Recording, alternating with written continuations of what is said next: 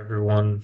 For this week's discussion, I chose option one, um, which basically has us discuss why the Vietnam War is considered a tragedy, um, and then as well as kind of what was going on the American home front during this war, and why did it cause such intense opposition.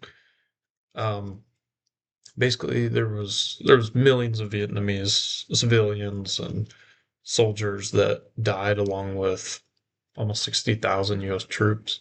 Um, there were villages destroyed. There was tons of chemical agents, napalm and Agent Orange, that were causing very much lasting harm, and thousands of people became refugees during this time.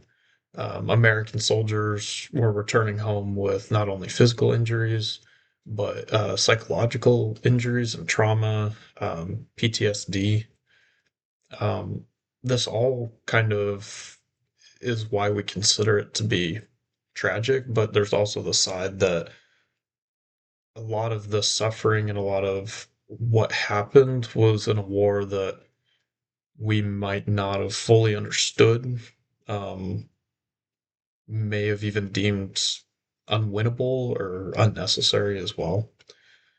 Um, like I said, a major part of the war, or a major part of the problem, was that the U.S. leaders basically misunderstood the war in Vietnam.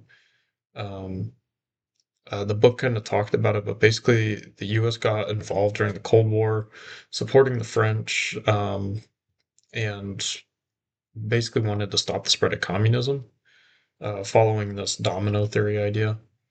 Um, but there was kind of a miscommunication and misunderstanding of what the war was even about. It wasn't necessarily about communism. It was like North Vietnamese and Viet Cong fighters were basically just trying to defend their homeland and achieve some kind of independence. Um, the U.S. along with the French, um, essentially overestimated their own powers and underestimated the powers of the Viet Cong and the Vietnamese people, and it just led to a clash that, kind of like what I had said earlier, it was basically there was no winning it. Um, then kind of going on at the home front back in the U.S., um, as with most wars, there is some kind of opposition, back at home, whether or not we should be in the war or not. But what really started driving people towards the idea that maybe we're not supposed to be in this war and what are we doing over there is when US televisions and newspapers started bringing some of the realities of the war into the American homes, and showing all the casualties and wounded soldiers and some of the live events that were going on over there.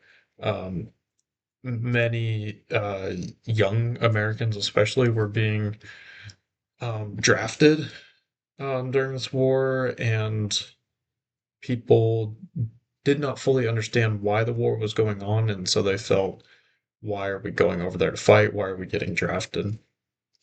Um, so there was a lot of opposition about this war, at the time in the U.S.